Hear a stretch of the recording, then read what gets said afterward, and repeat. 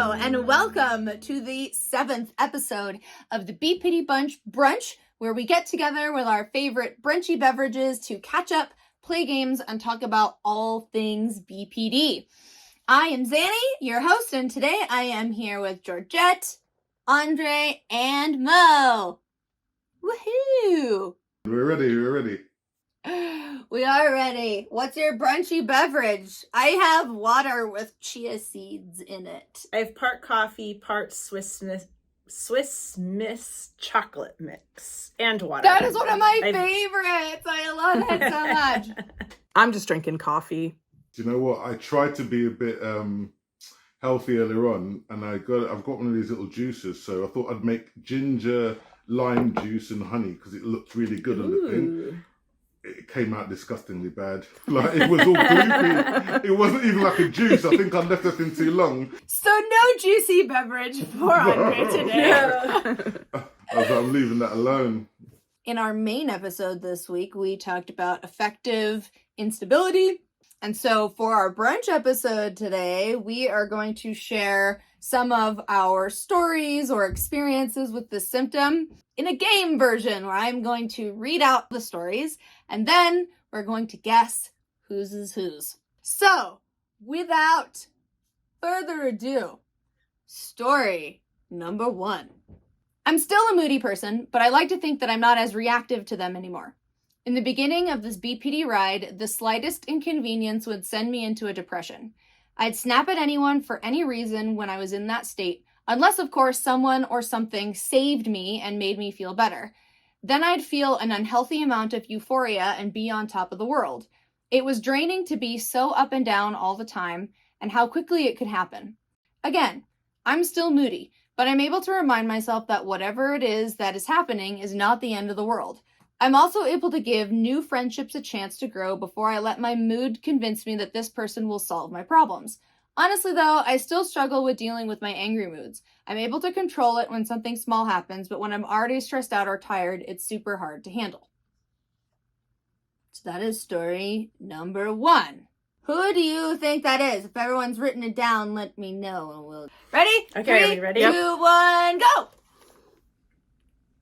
Ah! Yeah, we all guessed no. Yeah. I don't know if that's good or bad, but yeah, it was me. I guessed you because you. because you've told me before you really like then versus now stories, and this was very much in that format. So I was yeah, it's gotta be Mo. Yep. You guys know me so well. I love it. So tell us about your experience. I'll still keep it in the then versus now format. So whenever I was in a moment of feeling like depressed or angry or upset or lonely, I always wanted someone to come save the day, come make me feel better, because I certainly didn't know how to do that.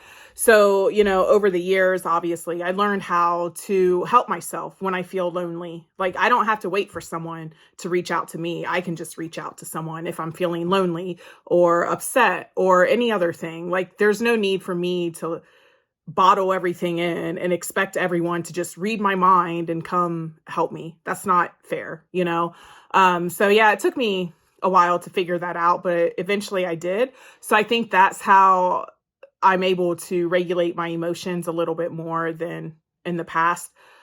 And as far as the anger, I don't know, other than like avoiding like triggers and stuff, which isn't always possible.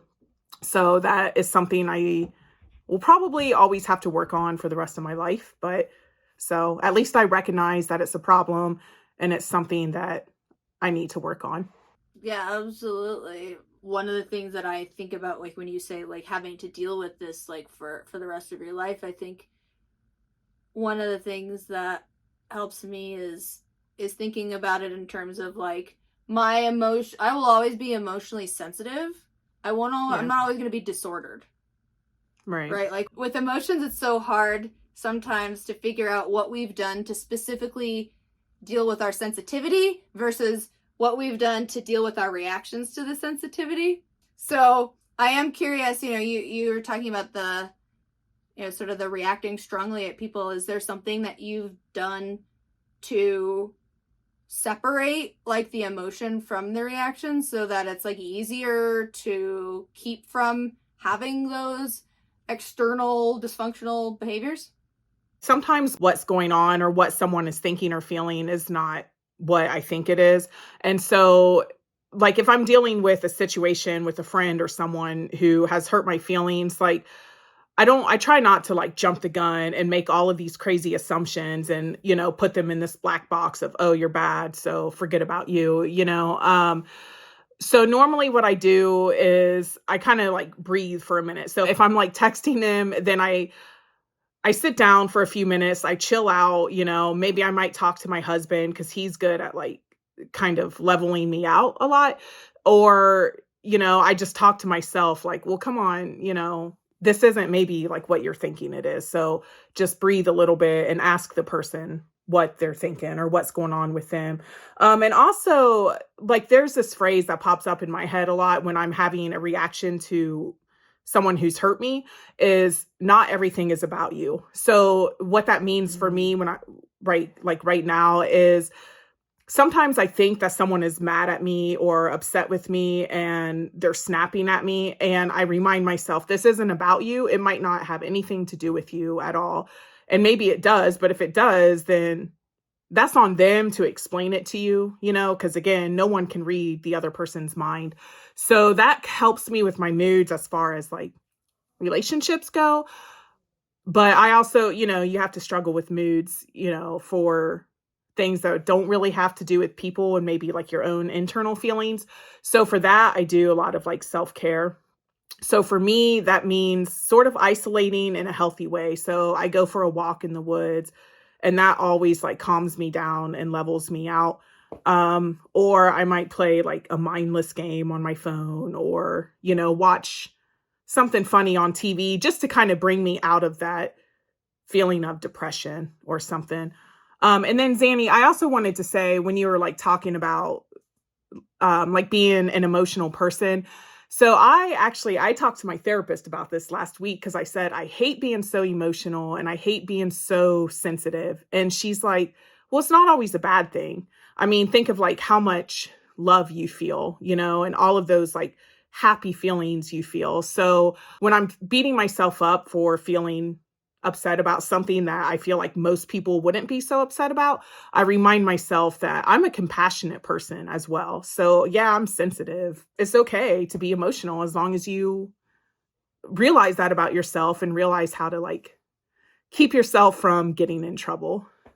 I'm sitting here with this giant like funny grin on my face because I don't know if you remember this, but what your therapist said to you last week, you said to me in our one-on-one interview a couple months ago. You said, I do feel things deeply, but that's not always bad. Like, I love and all this stuff. And I'm like, oh, and your therapist says it back to you. It's like, I think, yeah. She had to remind me, though. I just think it's great that it's like you and your therapist are clearly on the same wavelength. Yeah. Yeah, it's good. All right. So, story number 2. Once I was in such a terrible state of distress that I engaged in self-harm. Within minutes, the distress passed and I was taking pictures of myself looking sexy. I have pictures of myself sort of posing with these horrible marks on my body. I'm embarrassed to tell the story, but I think it captures the roller coaster swings. I went from an emotionally destructive state to a state of calm and admiration so quickly. I didn't understand how I could move so quickly from one to the other. I've often found that extreme states of distress are followed by eerily calm states. So that was story number 2. So, all ready? Yep. 3, 2, 1, go! Mine says Georgette. It does say Georgette. Yeah. I read that. So that there were a couple me. giveaways for this one because I remember in a conversation before she was like, "Yeah, I used to take sexy pictures." So when I saw that, I was that's like, what gave it away that's for me Georgette! too. Do you know Yeah. what? I've missed that. I haven't actually been party to that conversation, so maybe it was just. Let's. I know I've spoken about doing. You know what? I spent a lot of my life like really thinking that I was ugly or just not feeling like attractive to myself. So I started like purposely taking pictures, and we'll look at them. It was like through looking at them that I was like, you know what? I like myself. Like there's nothing wrong with my body. That's just an aside, kind of the reason why I do that. So with this story, I submitted this because in my mind, it's just such a huge, I mean, the topic is mood swings, and I was looking through pictures on my phone, and these are very embarrassing pictures to me. Like I would melt if anybody ever saw them, because there's no congruence there. They're pictures that have obvious, marks in them, but the way I'm standing, or, it's completely incongruent with each other. And they were within the same day, not even hours apart. And I feel a little bit embarrassed by it. But at the same time, I think it really captures like the length of time you can be in an extreme mood. And for borderline, you hear that it's a roller coaster. And I just thought it was such a great example of like how that's not even a roller coaster. It's like a free fall. It's one of those rides that are just so I felt like it was also an example of using an extremely destructive and unhealthy coping mechanism for a state of extreme distress. And I am proud to say I don't engage in that anymore, because I've worked really, really hard I know, snaps. I've worked really, really hard to, not get to that point anymore through using things like my please skills and my other skills that I've learned in DBT. And number two, having healthier coping mechanisms. So I'm not reaching that extreme stress that in dysregulation that I was previously.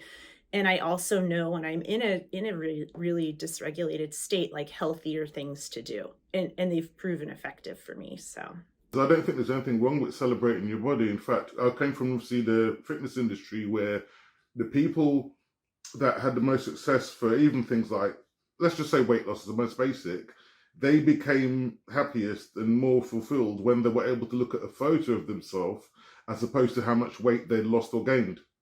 I used to dream that I wanted to look completely different, and I look exactly the same, but in my mind, that's where it counts. Like I look completely different. I don't know if anybody remembers that movie Shallow Hal. Yeah. Yeah. You saw how Hal saw the person versus how everybody else saw the person. And what really mattered was how Hal saw the person. And I think it's the same for yourself. And I think that goes not only for physical appearance, but also just like in my recovery from BPD, it's a lot about how I see myself. I see myself as a person who's managing this illness, and as someone who has like that power and that, self and self-respect, and just like building myself up. Like I have this I have this personality disorder, but it doesn't define me, and I'm doing well. Like I'm doing well, and I see myself a lot differently now than the way I saw myself when my symptoms were out of control, undiagnosed, untreated. So the third story is, I once got into an argument with someone that I was trying to get to know better. In my head, I was really keen to get to know them because they had been diagnosed with an illness that could be terminal. They quite rightly asked me to respect boundaries. At this point, I became so frustrated that I then replied, well, it's not like we have a lot of time, so that's why I'm pushing. Needless to say, that ended badly. Okay, I am ready whenever you all are. I think I'm ready. 3, 2, 1. Yeah, that's same. Oh, we're so good today. Yeah, we've all got it right. Yeah.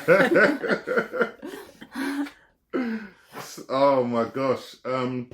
Boundaries, I think for me, it's one of the hardest things to learn, because I never had boundaries. I didn't know what they were. So when I'm happy, I'm just like, everyone's happy, yay. And when I'm down, I'm like, nobody talk to me. And it's really confusing for so many people where 1 minute I have been really happy and bubbly, the next minute I'm like, nobody talked to me for a minute. And then half an hour later, I've had a power nap or something and I'm like, good to go. In this instance, I was talking to someone that I thought, I wanted to get to know them. I was completely not even thinking about this diagnosis for their illness or anything, because I just see everyone as themselves. So I'm asking all these questions, which are probably in hindsight were quite triggering, but I was in this little happy place thinking, yay. And then when they said about boundaries, I suddenly thought, well, don't know. Next thing, it just came out of nowhere. I don't even remember saying it on the message as a place of malice or anything. In my brain, I was just explaining, well, we haven't got that much time, so I want to know who you are now. But it just came across so badly. And then the next thing, I went into this really downward little spiral for it, because I thought, what have I done? How could I have said that to someone? But now looking back on it, I did apologize wholeheartedly as many times as possible. I allowed them to vent. Sometimes you have to give that person space for their time to process what you've just said or done, or their time to, like you said, vent or learn. I hope this makes sense. Yeah, no, it absolutely makes sense. And Yeah, I think it does. I think as well, I really want anyone who's watching, I don't want them to get a false sense or false narrative that we're all these like superhuman people that have done this thing that they're struggling to, that they might not be able to do. Because even with like the moods, like my moods are still, now they're still up and down. It's only difference is how I try to process it. And I think for a lot of us, it's always going to be an ongoing process. when we talk about being in functional recovery, at least I always thought that I would be less sensitive or less, and in a way I'm just more sensitive in a different way, like in a healthier way. It's hard to feel these other emotions, but it's also like I can tell myself, I am not the emotion. If I sit with it, it will pass by. And it doesn't, I never really, it's not that I didn't believe it, but like, my therapist would say, like, these other emotions are helpful. You need emotions. They're helpful. That's what we would talk about in skills group. And I was always like, no, they're not. But like, when you don't allow yourself to feel those things, and because I think it's just common that negative things come out as anger, you're not experiencing the full range. That's perfect. Yeah. I was just going to say as well that the secondary battle that I had to face was the stigma of being a man who talked about their feelings in an open manner, in a sensitive, caring manner. It's too feminine, it's too soft, it's too this. You need to be more aggressive. You need to be more hard. And I'm fortunate that by default, I have a really good group of a male peer group around me who we encourage each other to say things like, I love you, bro, and things like that when we talk on the phone, and, and we talk about how we actually feel about things.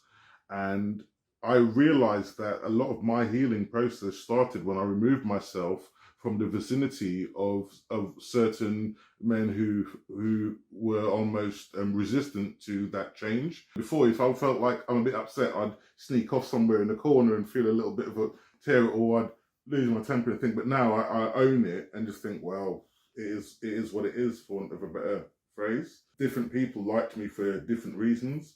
So now it's a case of actually bringing it all together and letting people understand that that was me, this is me, that's going to me in the future, as opposed to three separate entities. I love that. I love how you. Yeah. Sounded a bit deep then, didn't it? I was like, oh. That did impressed sound myself with that one. So, Xannie, we haven't heard about your story. Oh yeah, so story number 4. I've always been super sensitive to criticism, and it tends to be a strong emotional activator for me. The hardest part was that so much of the time, I'd hear criticism where there wasn't any. I've also struggled to be organized and clean in my space. So I used to have really intense reactions when people asked me about cleaning up. Sometimes they'd just be wondering if I was going to use the laundry machine because they didn't want to use it if I had plans for it. But I always interpreted that as, you haven't done laundry yet? What a loser. I'd lash out in response to my interpretation, only to find out later that my reaction did not fit the situation. Yeah, criticism is a big activator for my intense reactions. So the story is sort of it wasn't one particular incident, it was sort of like a pattern of things that happened a lot. And I still struggle with this a little bit, the reaction of why are you asking me? I don't want to feel shame about this. When I think about my reaction to criticism, especially with cleanliness, I think I've carried such a deep shame about it because I really don't like how messy I am. And this is one of those things where I think my way of dealing with it has just been to tune it out, and it just gets worse and worse and worse. So when somebody brings it up, it's been kind of even if they're not actually criticizing me, or they're just asking hey, are you planning to do laundry? And the question really comes from a place of because I wanted to do a load, right? I didn't, if you live in a house with somebody, you have to plan out who's going to use what when. But my first go-to is always that they think that I am some horrible, slobby, awful person. And then I would lash out at them. And that really was because, my aggression towards them was an expression of really how I felt about myself. And I still struggle with criticism a lot because I am, through my more advanced recovery, I guess you could say, really becoming well acquainted with shame and trying to really feel shame. And it's hard because it really doesn't feel nice, but it makes me a nicer person to sit with it. And I think one of the things that I'm becoming more comfortable with in general is just the fact that negative emotions are as beautiful and as much of my life experience as the positive ones. They all exist to tell me something. Yeah. We can sort of go around and sort of last thoughts about affective instability and being intense, and I don't know, what are your last thoughts that you'd want to share with the audience? Well, my last thought is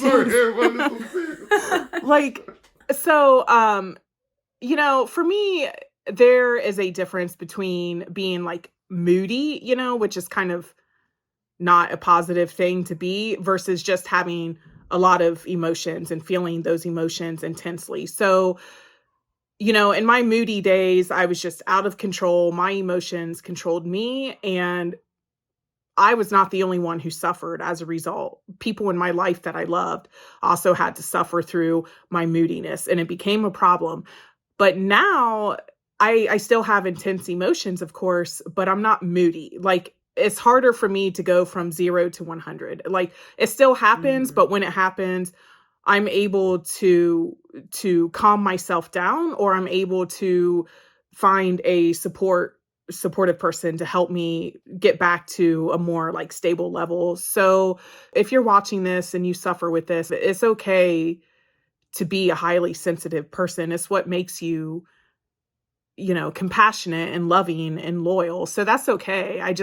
I hope that people, whoever you are, you find a way to keep yourself balanced and to bring yourself back down if you are having a rough moment. I think my takeaway is very similar. I don't think that my intense emotions will totally go away. They're a part of me. And what I've come to understand, though, is that I can manage them on a daily level by, the big buzzword is self-care. In DBT, it's please skills. So I find that if I keep up on my please skills, and then when my emotions, that reduces a little bit the intensity of it. And then the distress tolerance obviously helps when they get bad. But I think that and I guess in some ways I think the real effective instability in that up and down sometimes it can be a good thing because you're not trapped in whatever you're feeling at that moment, because you know that like within a few moments you could be the opposite. So that's my takeaway. Everybody tends to focus on the anger side of people with BPD, but for me, it's actually the other side, the more loving side. When I meet someone, I really do feel like they're the most amazing person in the world, and it's not something that I'm deliberately trying to control. And it's sometimes it's getting used to that and allowing yourself to feel how you feel. Then make sure I don't get the balance where I don't get snappy or lose my shit the other way around. Sorry, I just did you see that? I don't know, I'm swerving. Yeah, I mean, my biggest takeaway is just what I keep saying is that like being sensitive is not a disorder. Right. You know, like it can lead to being disordered, but being sensitive is not a disorder. There's nothing wrong with you for having big feelings. And it's very important, I think, if you're struggling with this, to separate your emotion from problematic behavior. And when I say problematic behavior, I don't just mean like your actions or your words, because like what you think to yourself is also behavior. So like when you feel an intense emotion, a dysfunctional behavior might be beating yourself up over it mentally, right? Like that's a dysfunctional behavior. That could be part of the disorder. Feeling the emotion is not the disorder. I love how you put that. Right. Yeah. That was good. So I think that's just very important, because I think that's one of the things that you know, our perspective on how we should be feeling, whether it's more or less, can hold us back from moving forwards in our recovery. Either we're like, I'm afraid that if I recover, I'll lose my sensitivity, and so I'm going to stay like this, or we think, you know, I should never feel anything horrible ever again in my life. And then we have these unrealistic expectations for what recovery should be like, and we're constantly treating ourselves like garbage for not reaching a standard that's impossible for everybody. Yeah. You know, you're not a robot. Why would you? I mean, yeah, don't try to be a robot. Just try to be a person. Great advice. Yeah, that was really good. Going into it, I thought that's what recovery was just a state of nothingness. And I've learned that, like you say, Xannie, it's not a state of nothingness. It's still feeling the feelings. It's the behavior attached to them that is the problem, and that you can change. I believe very strongly our emotions exist just to try to tell you something. So, thank you, lovely audience, for watching this episode. We hope that you have an amazing week and that you got something from this episode. Make sure you like, subscribe, and turn on your notifications so you don't miss a single episode. And we will see you next time. We'll be telling stories related to the symptom of chronic emptiness. So sort of the flip side of feeling a lot of things is sometimes not feeling anything, which is not as great as it may sound like it would be if you're feeling things intensely. So we will see you next time. Bye. Bye. Bye.